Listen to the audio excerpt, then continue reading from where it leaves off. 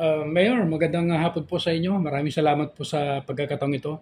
Unang-una po, Mayor, dahil sa una mong pagpasok sa mundo ng politika from the business aspect and then pumasok kayo sa politika. Ngayon, kayo na ang nakaupo rito sa bayan ng Fami Laguna. Kumusta na po yung isinusulong po ninyong empowerment dito po sa inyong bayan? Una-una, magandang hapon po sa inyo lahat at sa lahat ng tagapakinig ng ating programang Ronda Balita Probinsya. Doon po sa unang taon ng pag-assume ko ng office, awa ng Diyos doon sa mga programa natin, especially dito sa empowerment. Marami na po tayong na-implement na connected sa empowerment. Especially dito sa mga empleyado natin, nagkaroon kami ng mga programang para mas matulungan sila na maging kwalipikado at productive ng mga empleyado. May mga programa ko tayo dyan. And meron pa rin kami mga ongoing na program para sa empowerment. And even sa mga constituents natin, meron kaming mga paparating ng programa na ang direction naman para sa livelihood.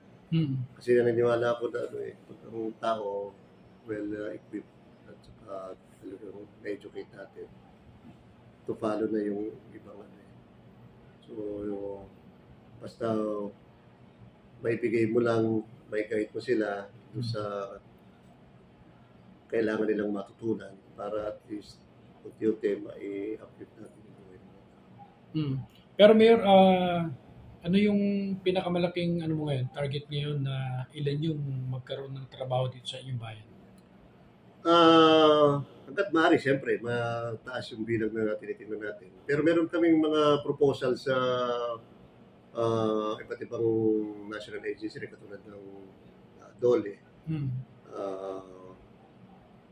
Nagkaroon kami ng pagpupulong sa kanila at nag-request nga ako na kung posible na maging part kami ng pag-conceptualize ng mga proyekto ibinababa nila. Kasi naniniwala ako na sa law of demand and supply. So dapat umisip ng bagong approach ngayon na ang lokal na pamahalaan ay makatulong ng mga negosyante humanap ng demand. Kasi hindi na po pwedeng gawa lang tayo ng produkto pero babagal naman ng pag-dispose ito. Kailangan natin humanap ng malaking demand para tayo na mismo yung katulong nila sa pag-market ng mga produktong ginagawa nila. Para concentration nila, ang focus na lang nila kung paano magkakaroon ng dekalidad na produkto at hindi na masyado pinoproblema yung pag-dispose ng mga product na ginagawa.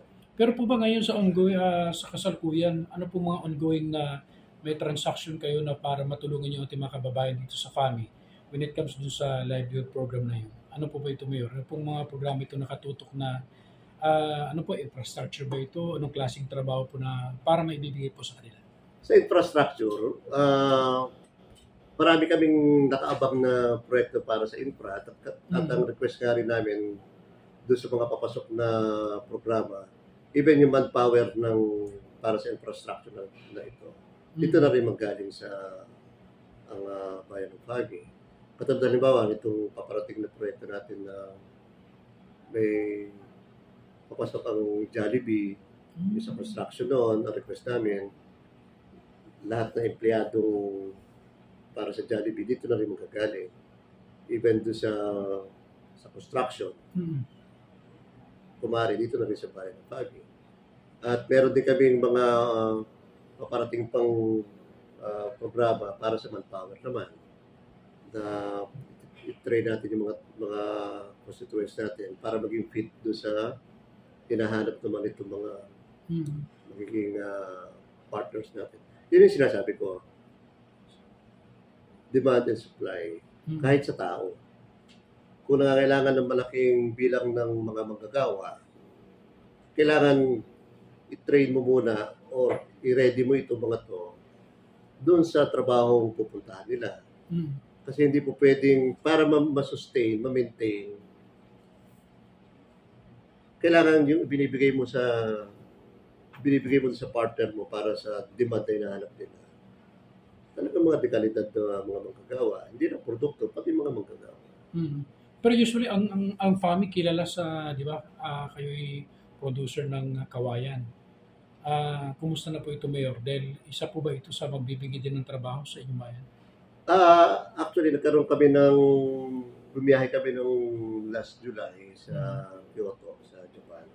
At nagkaroon kami ng pagpupulong at saka benchmarking sa Kyoto. Kasi ang Yamasaki kasi, sila din ang isa sa producer ng mga produktong gawa sa kawayan.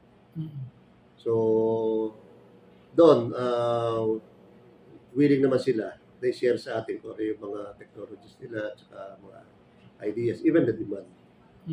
So, magkakaroon pa ng mga susunod na pagpupulong para sa kasi naniniwala ako pag talagang na-train, marami tayong naturuan na kung paano gumawa ng dekalidad na produktong gawa sa kawayan. Yung demand, malaki ang demand yan. Lalo na, hindi lang dapat limitado ang nagagawang produkto galing sa kawayan. Hindi lang po pwedeng salakot, bayong, hindi po pwedeng ganon. Dapat marami pa rin mga bagong produktong magawa gamit ang kawayan. Mayor, kumusta na po ngayon dahil lumagpas na yata ng mahigit 1 taon, di ba? Sa inyong paglilingkod. Ano po yung mga pinakamalaking accomplishment po ngayon sa iyo pong kasalukuyang administrasyon? Nagkaroon ako ng SOMA noong nakaraang, I think, August yata. Doon nagkaroon ako ng ulat sa bayan doon sa 1 taon. Panunungkuna ko bilang Mayor of Baguio. When it comes to infrastructure, yung phase 2 ng aming Inawasan River, yung river walling natin, nasa phase 2 na kami. Even sanitary landfill. Hopefully by end of this year, o bago pa, magagamit na namin ito. Tapos, naka-acquire na rin kami ng lupa na paglilipatan ng bagong complex na. Complex. Gusto natin one-stop shop na yun. Medyo malaki itong lupa na tinitingnan natin. Nakuha na namin yung isa at meron pa kami tinitingnan ng pangalawa. At kung may awan Diyos, makukuha pa rin yung pangalawa. Aabutin ng mga 1.5 hektarya ito. So, complex na yun. Pipilitin natin na lahat ng ibang sangay pa ng gobyerno ay mailagay natin sa loob ng complex na ito. Even itong pangarap ko rin sa PAMI na magkaroon ng Grand Terminal. Kasi ang PAMI kasi, kita nyo naman, napakaganda ng lokasyon ng PAMI. Kung magkakaroon ng Grand Terminal dito, makakatulong ito sa usaping komersyo. Traffic tataas. Then, kung dadating pa yung ibang mga ahensya ng gobyerno na magbibigay ng serbisyo sa loob ng complex at even sa labas. Sa Grand Terminal lang, napakalaking may tutulong nito pagdating sa usapin ng negosyo. Even yung palengke, nasa plano na rin namin yan sa AIP namin. Pagpapaganda pagpapalaki ng palengke natin. Usapang negosyo, Mayor, na nabanggit mo, marami na po bang mga naghayag ng investments o mga gustong mag-invest sa inyo pong bayan? Marami po nagpapakita ng intensyon. Siguro, nararamdaman nila na talagang medyo agresibo ang bayan ng PAMI ngayon para palakasin talaga ang usaping komersyo. Kaya maraming nagpapakita ng intensyon. Ito pong mga susunod na mararamdaman niya, especially sa mga susunod na taon. Even kahit nga yung mga kapag-anak ko at kaibigan ko talagang interesado na yung magputok ng negosyo. Pero Mayor, sa ngayon po ba, dahil months na, no? Ang pag sinabi po kasi ng FAMI, mababang lugar siya. At dahil pagka season ng October, November hanggang December, medyo tag-ulan siya. Kumusta po ang iyong preparation po dito? Pagdating doon sa baha, ongoing yung sa Inawasan River natin. At awa ng Diyos, itong natapos natin phase 1. Kahit paano naramdaman na yung pagbaba. Hindi katulad dati kasi na talagang pag tumaas ang tubig talaga mataas. Pero ngayon, nasa phase 1 pa lang kami, nag-umpisa yung phase 2, kahit paano ramdam na ngayon. Pagdating naman sa preparasyon, kung nandiyan na yung pagbaha at saka handa naman ang ating MSWD, ang ating rescue, ang ating M-Dream para sa pag-responde. Meron kami sapat na stocks para sa relief goods, even yung evacuation natin. Kahit nga yung personal kong headquarters, pinapagamit ko muna yun. Habang pinag-isipan pa namin yung pagkakaroon ng talagang evacuation center na galing sa pag-aari ng gobyerno. Ilang taon na lang, Mayor? 2025 na at pangalawang subok mo ulit ito. This your term po, Mayor, bago matapos yung term po ninyo, ano po nakahilirang nakalatag ng mga programa po ninyo na higit na mararamdaman ng inyong mga kababayan?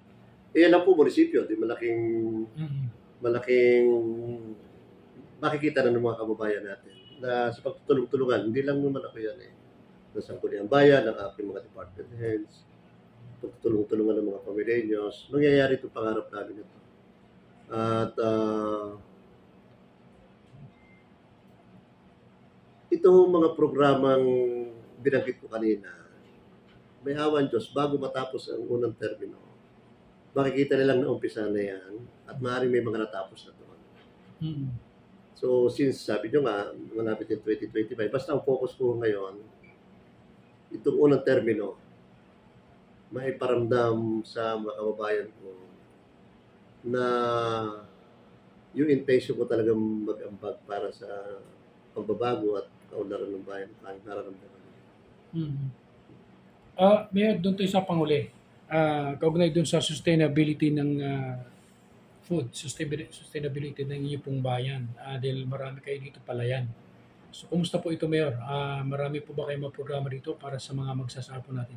Katulong naman natin ng Department of Agriculture, especially dito sa lokal, na siyang nakikipag-ugnayan sa Department of Agriculture para sa mga programa para sa mga magsasaka.